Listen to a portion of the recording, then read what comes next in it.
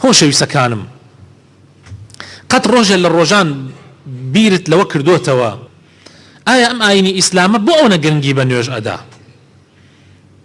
بۆ ئەوەندە نوێژی بە گەورە داناوە کە کردوێتە کۆڵەکە و عەمودی دینی ئیسلام، بۆ لە پاش شایەتمان هیچ ڕوکنێکی تر هیچ پایەیەکی تر ئەوەنەی نوێژ گرنگ نییە، بۆ هەموو عیبادەتەکان و فەرزەکان بە ڕێگای جبریل عەلەیهی السەلام گەیەنراوە بە پێغەمبەر صلی الله عليه وسلم.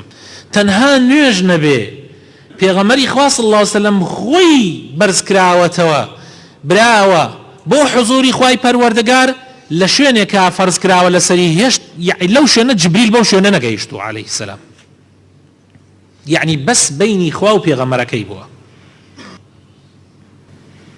نوێژ ئەوەندە گرنگە خۆشەویستەکانم، ئەگەر هەر کەسێک نوێژ بکە بە ئیمانداری ڕاستەقینە ئەژمێررێ، بەڵام هەر کەسێک نوێژ نەکا خوا پەنامان بدا زۆر نزیکە لە کوفر و بێباوەڕیەوە. وەکو پێغەمبەر صلی الله علیه وسلم فەرمێ ئەحد و پەیمان لە نێوانی ئێمە و ئەوانە نوێژە، هەر کەسێک نەیکا ئیتر خەتەرە، حتا هەندێک لە عولەما ئەڵێن کافرە و لە ئیسلام دەرەچێ بەپێی ئەو ئەحادیثانەی کە لەو بارەیەوە هاتووە. نوێژ ئەوەندە ئیسلام گرنگی پێداوە بەکردنی نوێژ گوناحەکانت هەمووی پاکە بێتەوە. ئاخر شت کە لە دینە کۆتایی پێدێ لە ئاخر زەمانە پێش ئەوەی قیامەت هەڵسێ، ئاخر شتێک کە لە ناو خەڵکا نامێنێ نوێژە، کە نەما یعنی دین نامێنێ تەواوی تر، ئەوە تر قیامەت هەڵەسێ. و یەکەم شتێکیش کە لە ڕۆژی قیامەتە محاسبە و لێپرسینەوەی لەسەر ئەکرێن نوێژە. و دەیەها فەزڵ و گەورەی کە لە قورئان و سنەتە ئاماژەی پێکراوە. پرسیارمان لە خۆمان کردووە بۆ ئەوەنە گەورەیە، یعنی بۆ ئەوەنە بە عەزیمی باسی نوێژ کراوە؟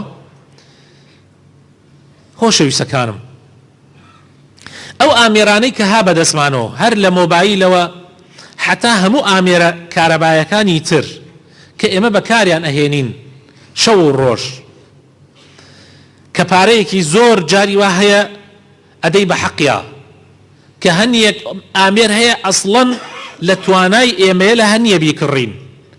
ئەو ئامێرانە هەر هەمووی خۆشەویستەکانم بایی فلسێکە و قیمەتی یەک فلسی نییە ئەگەر بێت و کارەبا نەمێنێ.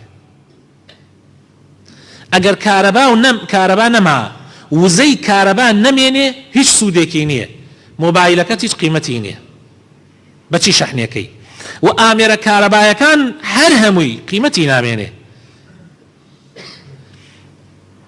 چەندە کارەبا گرنگە بۆ ئەو ئامێرانە، و بەبێ کارەبا ئەو ئامێرانە هیچ سوودێکی نامێنێ. ئەوەندە پەیوەندی تۆ لەگەڵ خوای پەروەردگارە گرنگە لە ڕێگای نوێژەوە. ئەگەر بێت و ئەو نوێژە ببچڕێ، ئەو پەیوەندیە ئەبچڕێ، ئەو کاتت ئیمانەکەی تۆ هیچ سوودێکی نییە.